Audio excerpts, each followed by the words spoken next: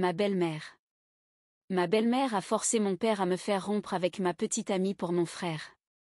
J'ai fini par partir. Des années plus tard, il m'a reproché d'avoir ruiné sa vie. J'ai 32 ans et je n'ai eu aucun contact avec la famille de mon père depuis 12 ans.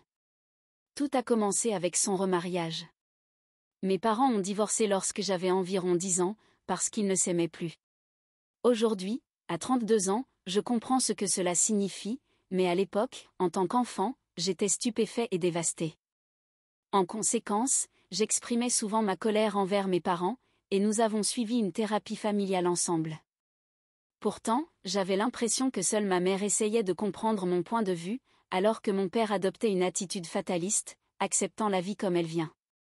À cause de cela, j'étais plus proche de ma mère que de mon père et je ne passais que quelques mois par an avec lui.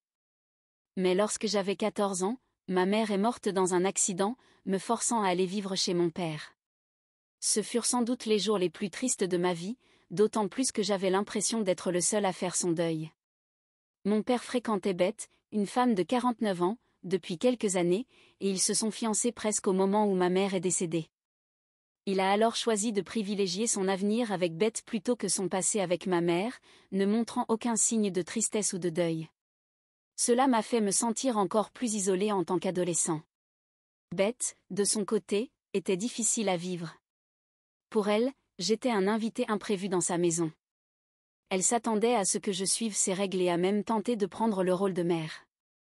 J'y étais clairement opposée, car elle ne pouvait pas remplacer ma mère en quelques mois. Pire encore, elle a toujours favorisé son fils issu d'une relation précédente, Josh, qui a aujourd'hui 30 ans.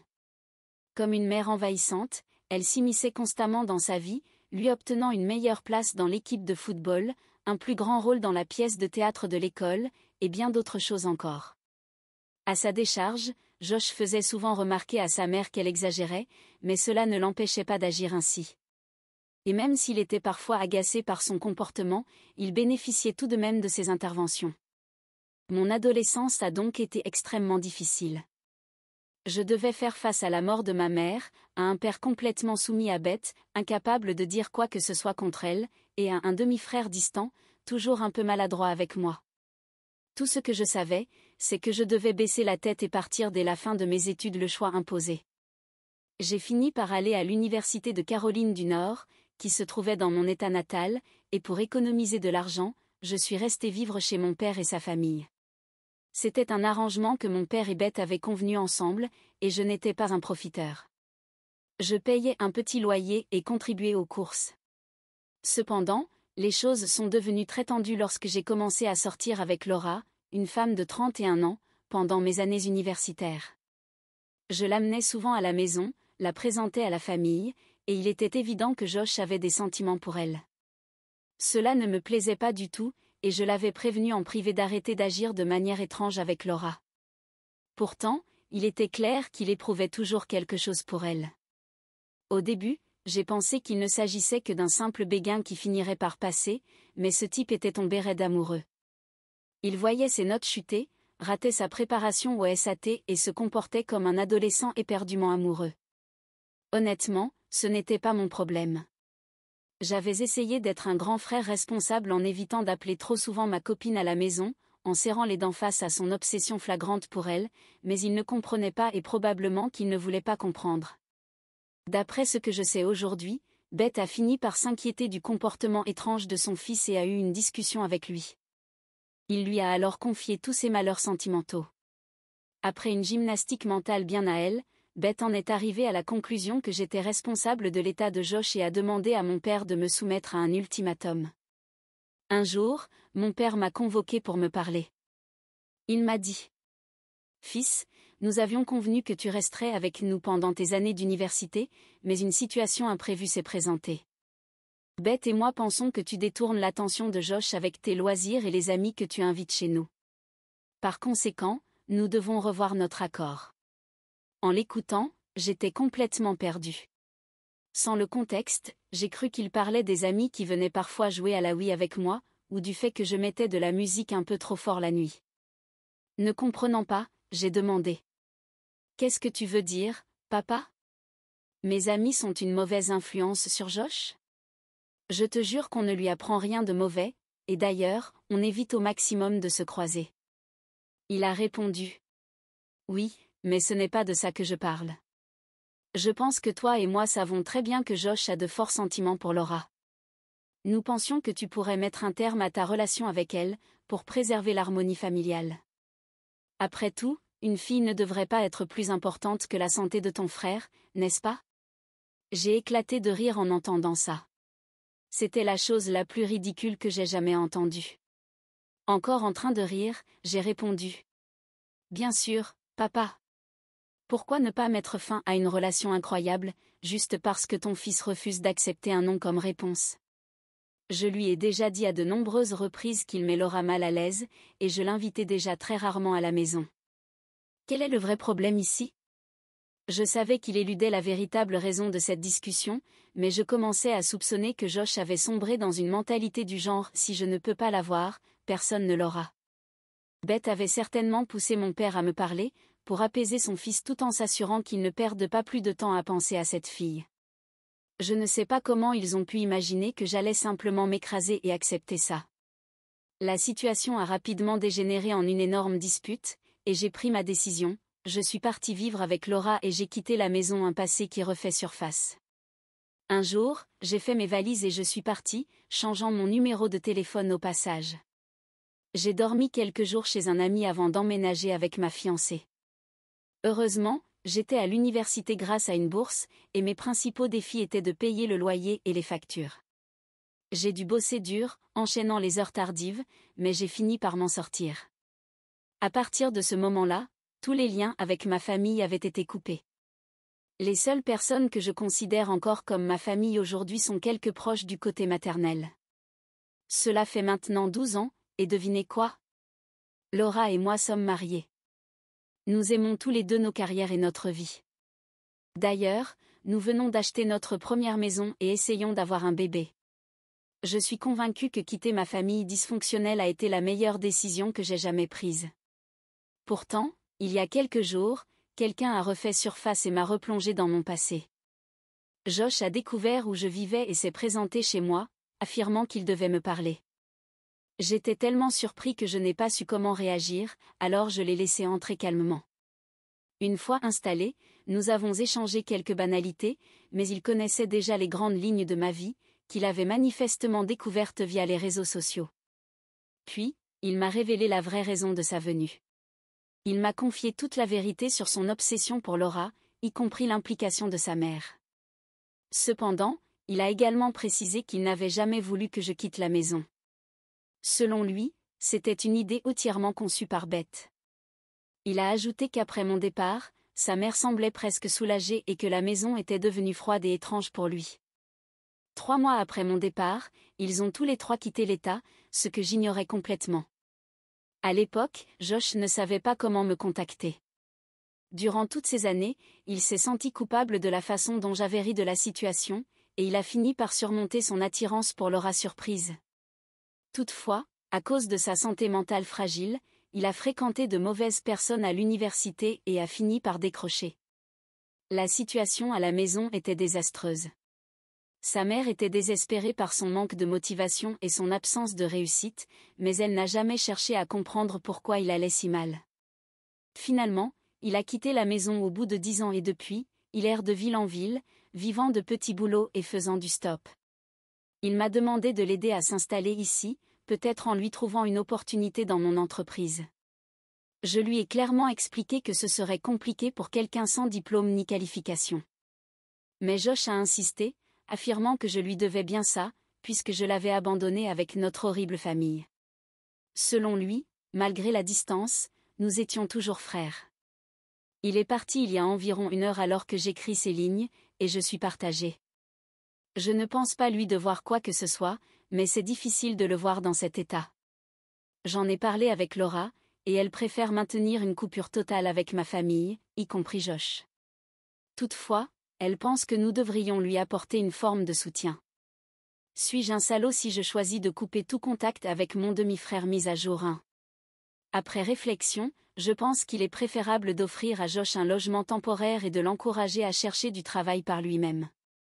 Je ne sais pas si nous aurons un jour une véritable amitié, mais vous avez raison, je ne lui dois rien pour sa propre souffrance mentale. J'ai fait ce qui était le mieux pour moi. Mise à jour 2. Après quelques mois, Josh s'en sort bien dans notre ville. Il a beaucoup changé par rapport à celui qu'il était autrefois et a commencé à travailler comme manager junior dans un Walmart local.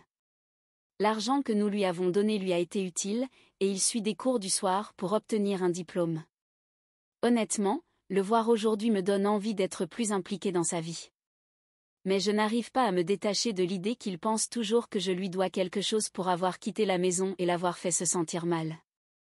J'en ai discuté avec mes proches, et ils m'ont suggéré de le confronter directement à ce sujet. Mise à jour 3. J'ai parlé à Josh et lui ai expliqué pourquoi il ne devait rien attendre de moi. Cependant, je pense qu'il est devenu un homme bien, qui mérite mon affection. Il lui a fallu du temps pour comprendre toutes les nuances de la situation, mais il a fini par s'excuser pour la pression injuste qu'il m'avait imposée et m'a exprimé sa gratitude pour le soutien que nous lui avons apporté.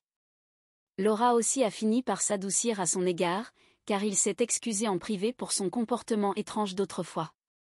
Je suppose qu'il sera désormais le bienvenu chez nous. Je ne peux pas en dire autant de son père et de sa mère, nous les détestons tous les deux. Je ne pense pas être en tort, NTA, mais à mes yeux, Josh ne l'est plus non plus. Oui, il était obsédé par Laura à un moment donné, mais la vraie responsable de tout cela, c'est Beth, qui a laissé faire une telle situation. Conclusion, NTA, mais je resterai tout de même prudent avec mon frère. Non pas parce qu'il fait quoi que ce soit de mal, mais parce que nous devons tous les deux travailler ensemble pour surmonter le traumatisme causé par nos parents narcissiques. D'ailleurs, quelqu'un comme Beth est difficile à couper complètement de sa vie.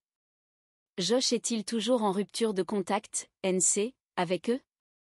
Histoire suivante, le cauchemar de la baby shower.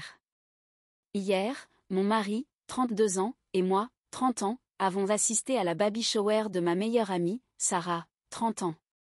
Sarah et moi sommes amies depuis l'université. À l'origine, nous étions colocataires, mais notre relation est devenue plus forte en découvrant notre passion commune pour la musique. Nous allions ensemble à des concerts et avons accumulé d'innombrables souvenirs. À la fin de nos études, nous étions pratiquement inséparables, passant tous nos étés ensemble, dans nos maisons respectives, dès que c'était possible. Après avoir obtenu nos diplômes, nous avons suivi des chemins professionnels différents. J'ai décroché un poste très convoité dans un prestigieux cabinet d'avocats, mon emploi de rêve. Sarah, quant à elle, ne savait pas si elle voulait un travail traditionnel. Elle a donc choisi d'explorer les opportunités qu'offraient les réseaux sociaux pour générer des revenus. Malgré nos emplois du temps radicalement différents, nous faisions toujours en sorte de nous voir le week-end. Que ce soit pour une randonnée, découvrir un nouveau restaurant, sortir boire un verre ou simplement rester à la maison pour regarder des films, nous trouvions toujours un moment pour nous reconnecter un cauchemar à la baby shower. J'ai rencontré Michael pour la première fois lors d'une de nos soirées entre filles. Ce soir-là, il était en pleine célébration de l'enterrement de vie de garçon d'un ami. Dès que je l'ai vu, j'ai su que c'était lui. Bien que nous débattions souvent de qui est tombé amoureux en premier, la vérité est que nous sommes tous les deux tombés profondément amoureux cette nuit-là. Heureusement, nous sommes mariés depuis 5 ans et notre relation a été tout simplement idéale. Je dis souvent à Sarah combien je suis reconnaissante qu'elle m'ait invitée dans ce pub ce soir-là, car sinon, je n'aurais jamais rencontré mon merveilleux mari. Sarah, quant à elle, est restée célibataire quelques années après mon mariage avant de rencontrer son mari actuel, Marc, avec qui elle célèbre cette année leur 2e anniversaire de mariage. Il y a 3 mois, Sarah a annoncé qu'elle était enceinte, et j'étais aux anges. J'avais hâte de voir ma meilleure amie entrer dans cette nouvelle phase de sa vie et de pouvoir tenir son bébé dans mes bras. J'ai été honorée lorsqu'elle m'a confié l'organisation de sa baby shower, d'autant plus que j'allais être la marraine du bébé. Après avoir exploré plusieurs thèmes, nous avons opté pour la couleur jaune, la préférée de Sarah. Tout au long des préparatifs, je suis restée en contact régulier avec le traiteur pour m'assurer que tout était parfait et que le gâteau arrivait à temps. Par chance, j'avais déjà travaillé avec cette même traiteur lors du mariage de mon frère, ce qui a facilité les choses. Le jour de la baby shower, nous sommes arrivés en avance pour vérifier que tout était impeccable. Marc nous a accueillis à la porte et nous a informé que Sarah était encore en train de se préparer. Pendant l'installation, j'ai remarqué que le gâteau n'était pas parfaitement centré sur la table, contrairement à ce que Sarah avait demandé, alors je l'ai ajusté. Peu après, les invités ont commencé à arriver. J'étais ravie de revoir plusieurs de nos anciens amis de l'université que nous n'avions pas vus depuis des années. C'était une excellente occasion de rattraper le temps perdu et de partager les dernières nouvelles de nos vies respectives. Sarah est finalement entrée dans la pièce, vêtue d'une robe jaune éclatante assortie au thème de la baby shower. Tout le monde l'a félicitée, et elle rayonnait de bonheur. Au fil de la célébration, nous nous sommes installés pour savourer un excellent repas. Tout semblait se dérouler à merveille, jusqu'à ce que Sarah capte l'attention de tout le monde. Elle s'est levée et nous a remerciés chaleureusement d'être venus célébrer cet événement avec elle. Puis, elle a pris une profonde inspiration et a déclaré : « Je suis ravie de vous annoncer que mon mari Marc et moi attendons notre premier enfant. Et j'ai quelqu'un de très spécial à remercier pour cela. » Marc a regardé Sarah avec un air perplexe, essayant de comprendre où elle voulait en venir. Puis, elle a levé le bras et a pointé directement du doigt mon mari, Michael. « Mesdames et messieurs, j'aimerais vous présenter le père de mon bébé. » J'ai failli m'étouffer avec ma bouchée. Un silence glacial a envahi la pièce. Tout le monde était sous le choc, ne sachant comment réagir. Mon esprit tournait à toute vitesse, cherchant à comprendre ce qui venait de se passer. Mon mari, qui déteste être au centre de l'attention et préfère rester discret, m'a serré la main sous la table avec une force inhabituelle. Je me suis tournée vers lui, et il semblait aussi abasourdi que moi. Tous les regards étaient braqués sur nous, dans un silence gênant et pesant. J'ai regardé Sarah, cherchant des explications. Et pour vous donner un peu de contexte, cela fait des années que mon mari et moi essayons d'avoir un enfant, sans succès. Malgré de nombreux examens médicaux, nous n'avons jamais réussi à concevoir en raison de problèmes de santé personnelle une blague de mauvais goût.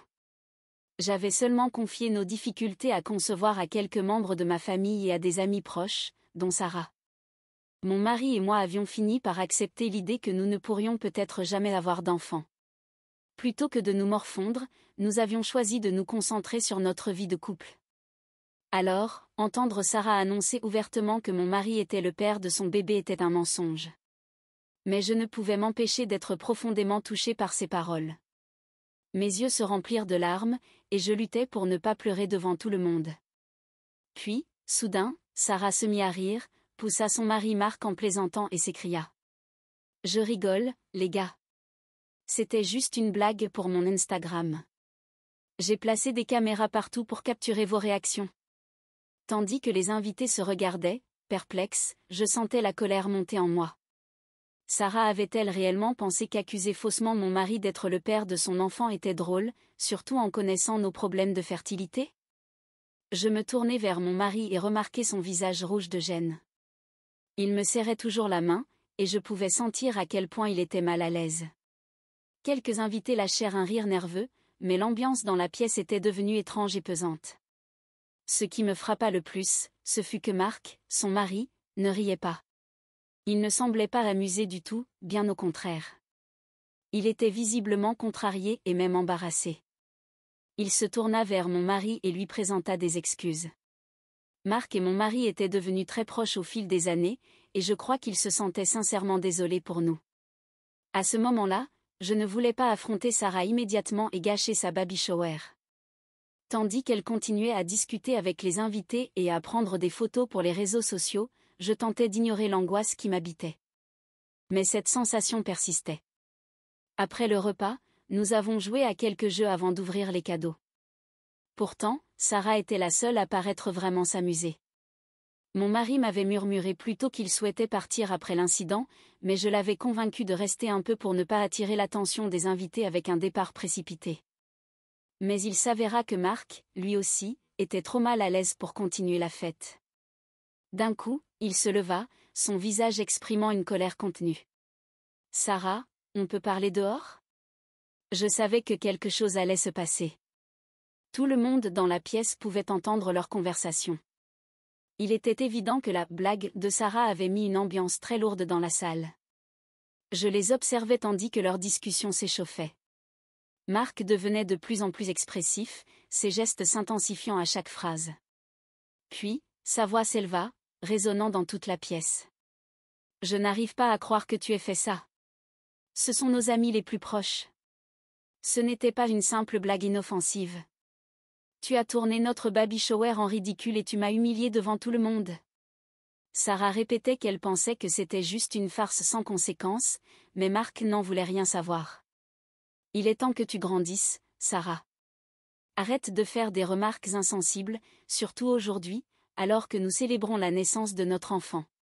Un silence pesant envahit la salle. Tout le monde avait les yeux rivés sur eux. Mon mari, lui, ne pouvait plus supporter la situation. Il se leva brusquement et déclara. Je vais t'attendre dans la voiture. Je savais qu'il était profondément blessé, et je ne pouvais pas lui en vouloir de partir. Marc, quant à lui, réalisa à quel point Sarah avait dépassé les bornes. En voyant mon mari quitter la salle, il se tourna vers Sarah et lui lança j'en ai assez de ton immaturité. C'est fini entre nous. J'aimerais cet enfant, mais je ne peux plus rester avec toi une seconde de plus. En entendant cela, Sarah éclata en sanglots, et Marc quitta la réunion. Nous nous sommes tous regardés, surpris, ne sachant pas comment réagir. Mon cœur se serra pour ma plus chère amie, mais je savais que mon mari avait davantage besoin de moi à cet instant. Je ne voulais pas aller voir Sarah après sa conversation douloureuse avec Marc, alors moi aussi, je suis partie de la fête prénatale sans dire au revoir. En rentrant à la maison, j'ai remarqué à quel point mon mari était bouleversé. Nous n'arrivions pas à croire que Sarah avait monté un canular aussi cruel contre nous. Ce soir-là, Marc nous a envoyé un message pour s'excuser. Il nous a dit qu'il n'avait aucune idée qu'elle allait orchestrer un tel mensonge pour une vidéo et qu'il était désolé pour tout ce que nous avions traversé. Nous étions heureux qu'il ait pris contact avec nous, car nous ne voulions garder aucune rancune envers lui et comprenions pleinement son point de vue. Malheureusement aujourd'hui, à mon réveil, j'ai découvert plusieurs messages de Sarah. Elle m'expliquait qu'elle avait fait cette farce sous l'effet du stress de sa grossesse et qu'elle voulait simplement réaliser une vidéo virale pour son compte Instagram. Elle disait ne pas comprendre pourquoi nous étions contrariés et se demandait pourquoi j'étais partie sans lui dire au revoir. Ensuite, elle m'a demandé de la rejoindre aujourd'hui afin que je l'accompagne à son rendez-vous chez la gynécologue. Commençant à être à nouveau contrariée, je lui ai répondu que je n'avais absolument pas trouvé sa blague amusante. Je lui ai dit que son comportement avait été irrespectueux et qu'il avait mis mon mari et moi très mal à l'aise. Je lui ai également fait savoir que j'avais besoin de prendre mes distances et que je ne pourrais pas l'accompagner à son rendez-vous ce jour-là. Sarah a aussitôt riposté en me traitant de mauvaise amie pour l'avoir abandonnée à un moment si difficile. Ce message m'a profondément blessée. Je n'arrivais pas à croire qu'elle puisse dire une chose pareille simplement parce que j'avais besoin d'espace. Lorsque j'ai raconté à mon mari ce que Sarah m'avait écrit, il a été aussi indigné que moi. Il m'a encouragé à ne plus interagir avec elle tant qu'elle ne prendrait pas conscience de la gravité de ses actes. J'ai alors décidé d'envoyer un dernier message à Sarah pour lui faire savoir que je ne lui parlerai plus tant qu'elle ne s'excuserait pas auprès de mon mari et moi pour ce qu'elle avait fait. Je lui ai également précisé que si elle tentait de publier la vidéo de la farce, je prendrais des mesures légales contre elle. Au lieu de s'excuser, Sarah a répondu qu'elle ne pensait pas avoir fait quoi que ce soit de mal. Elle est même allée jusqu'à insinuer que j'étais jalouse d'elle à cause de sa grossesse. En lisant sa réponse, je n'en croyais pas mes yeux. Cette femme, qui avait été ma meilleure amie pendant plus de 10 ans, pensait réellement que j'étais jalouse d'elle alors que j'avais fait tout mon possible pour lui organiser une fête prénatale inoubliable. Sarah m'a assuré qu'elle ne publierait pas la vidéo, mais elle a insisté pour que je mette mes émotions de côté et que je sois là pour elle en cette période difficile. Elle m'a confié que son mari n'était pas rentré chez eux la nuit précédente et qu'elle avait plus que jamais besoin de moi.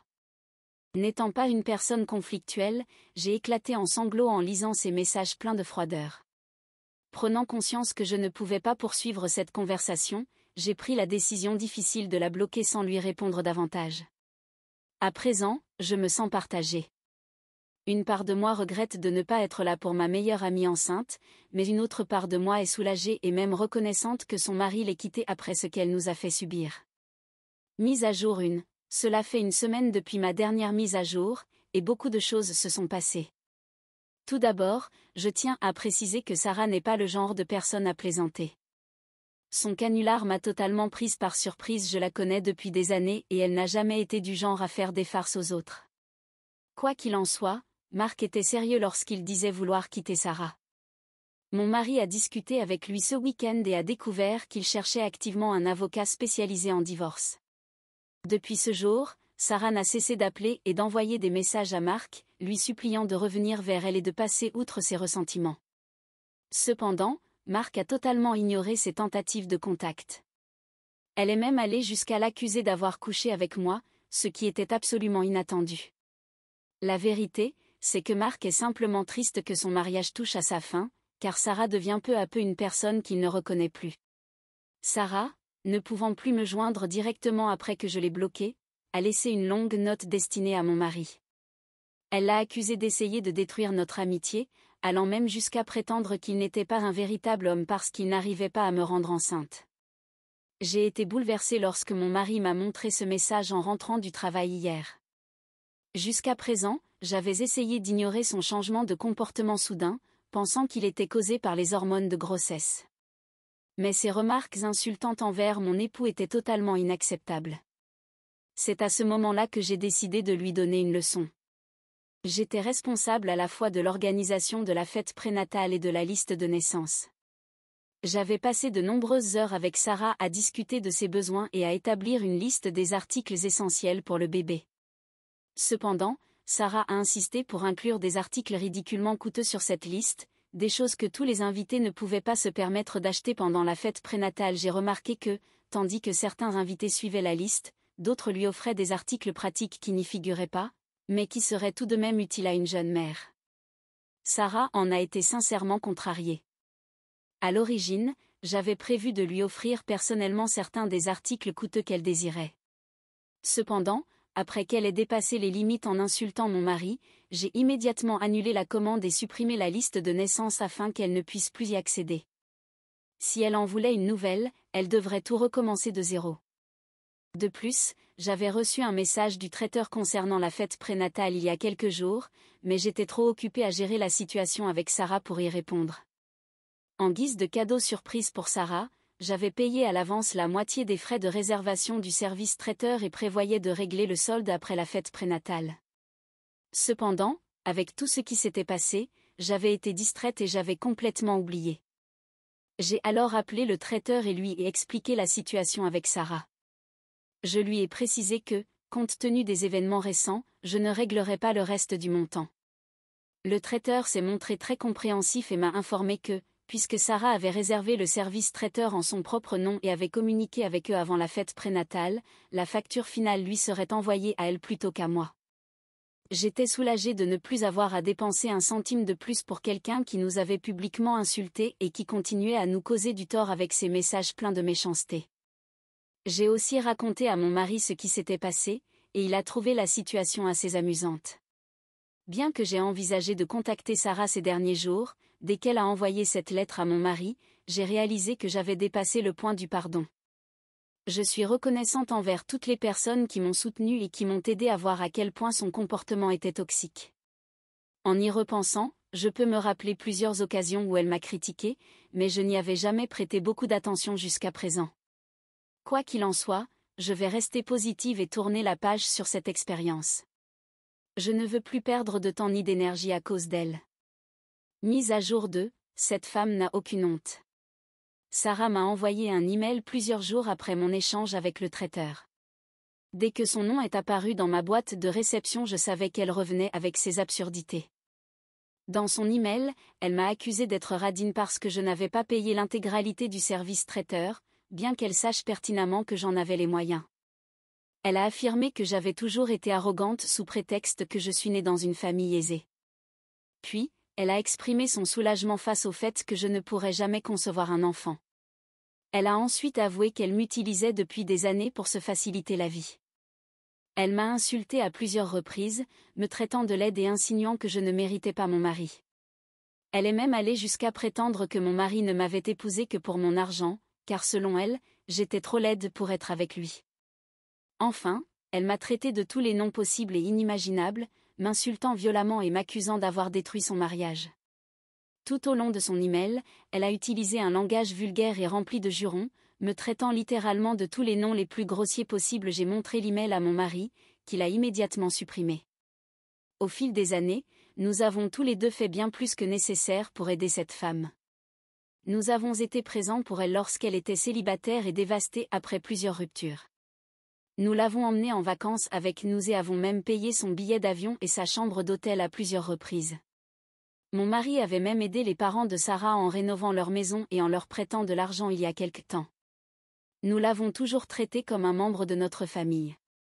Furieux, mon mari a immédiatement contacté Marc et l'a invité à dîner pour discuter du problème. Lorsque Marc est arrivé, nous lui avons montré l'email. Son visage a exprimé un profond mépris. Il nous a ensuite montré des échanges de messages avec Sarah, dans lesquels elle utilisait un langage tout aussi vulgaire et l'accusait même de l'avoir trompée. Nous avons été profondément choqués par la gravité de ces accusations. Ce n'était pas quelque chose qu'on pouvait simplement balancer en l'air ou dire sous le coup de la colère envers son conjoint. Il était difficile d'imaginer que mon ancienne meilleure amie, avec qui je venais à peine de couper les ponts, avait autant changé. Marc nous a confié qu'il était en contact avec un avocat spécialisé dans les divorces et que, suivant ses conseils, il n'avait jamais répondu aux messages de Sarah, aussi délirant ou cruel soit-il. À la place, il avait pris des captures d'écran de tout ce qu'elle lui envoyait. Il a également pris en photo l'email qu'elle m'avait adressé afin de le transmettre à son avocat. Depuis que j'ai rédigé le premier article, j'ai reçu quelques messages privés de personnes inquiètes pour Sarah, supposant qu'elle souffre de troubles neurologiques en raison de son changement de comportement soudain. Je tiens à préciser qu'elle a toujours eu des problèmes de colère. Même lorsque nous étions à l'université, je l'ai vue perdre son sang-froid et insulter des gens, même en public. Bien que je doute fortement qu'il s'agisse d'un problème médical, mon mari et moi allons tout de même contacter ses parents pour leur faire part de la situation. Nous voulons tout leur raconter et leur montrer tous les messages et emails qu'elle nous a envoyés. Si, après cela, ils estiment qu'il y a réellement quelque chose qui ne va pas chez elle, ce sera leur responsabilité de l'emmener consulter un médecin. Malgré tout, je n'ai aucune intention de la débloquer ou de répondre à son email. J'ai fait bien plus qu'il ne fallait pour cette femme, et l'avoir continué à me maltraiter, me rabaisser et me manquer de respect est profondément décevant. Je compte tourner définitivement la page sur cette histoire et me concentrer sur ma vie avec mon mari et nos chiens. Les derniers mois ont été un véritable tourbillon d'émotions, pour le moins j'espère que tout le monde commence bien la nouvelle année, tout comme mon mari et moi. Nous sommes actuellement aux Maldives, en train de profiter d'une pause bien méritée après une année éprouvante. Étant donné les événements de l'année passée, nous avons décidé de prendre du recul sur le travail et de nous détendre. Jusqu'à présent, nous avons passé nos journées à nous prélasser sur la plage et à siroter des cocktails frais au resort. Mise à jour. Beaucoup d'entre vous ont demandé des nouvelles, alors voici la suite de l'histoire. Comme prévu, Marc et Sarah se sont officiellement séparés. Le procès a été houleux, avec l'avocat de Marc fournissant des preuves ainsi que leur contrat de mariage prénuptial, qui avait été convenu à l'avance. Malgré tous les efforts de Sarah et de son avocat, ils n'ont pas réussi à gagner l'affaire. Cependant, le tribunal a exigé que les deux parties élaborent un plan de coparentalité dans l'intérêt de leur enfant. Lorsque nous avons contacté les parents de Sarah au sujet de son comportement instable, nous avons découvert qu'elle avait dû retourner vivre chez eux. Apparemment, en raison de sa grossesse et de son manque d'expérience professionnelle, elle n'a pas pu subvenir longtemps à ses besoins en comptant uniquement sur les revenus des réseaux sociaux. Elle n'a donc eu d'autre choix que de retourner chez ses parents. J'ai également découvert, par nos amis communs, qu'après la désastreuse fête prénatale, tout le monde s'était rapidement éloigné de Sarah. Personne ne voulait être impliqué dans son drame. Marc ne lui a pas rendu visite après avoir déposé la demande de divorce, jusqu'au jour où elle est entrée en travail. Il est resté toute la nuit en salle d'accouchement pour assister à la naissance de leur fille. Depuis, il s'est consacré entièrement à prendre soin du bébé, passant autant de temps que possible avec elle et lui apportant le soutien financier convenu. Il continue à voir mon mari les week-ends, que ce soit pour jouer au golf ou boire un verre en soirée. Sarah a été contrainte de payer le reste de la facture du traiteur de la fête prénatale après que celui-ci l'a menacée d'engager des poursuites judiciaires. Elle m'a envoyé plusieurs emails dans lesquels elle me reproche sa situation actuelle. Malgré le fait que ses parents l'aient soumise à de nombreux examens médicaux, il s'est avéré qu'elle était en parfaite santé. Par conséquent, il n'y a aucune justification à son comportement immature. J'espère sincèrement, pour le bien de sa fille, qu'elle fera des efforts pour changer et devenir une meilleure personne à l'avenir. Mon mari et moi n'avons pas laissé cette situation affecter notre mariage heureux et épanoui. Nous avons tourné la page en l'espace d'un mois et avons choisi de nous concentrer sur nos vies personnelles et professionnelles. Nous continuons à sortir ensemble chaque dimanche, comme nous le faisions au début de notre relation. Quand je regarde mon mari, je ressens toujours la même excitation et la même gratitude qu'au premier jour. Je suis infiniment reconnaissante de partager ma vie avec lui. J'aimerais également exprimer ma sympathie à tous les couples qui ont partagé leurs difficultés liées à l'infertilité. Je veux que vous sachiez qu'il est parfaitement normal de traverser cela. La vie suit son propre chemin, et nous devons lui faire confiance. Si vous aimez vraiment votre partenaire, il existe de nombreuses autres façons de devenir parent. Cependant, mon mari et moi sommes heureux et épanouis dans notre relation et avons décidé de passer le reste de notre vie ensemble, comblés et satisfaits de ce que nous avons. Merci d'avoir suivi cette histoire. Si vous ne vous êtes pas encore abonné, n'hésitez pas à le faire et à activer la cloche de notification pour rester informé des histoires vraies les plus choquantes qui se déroulent autour de vous.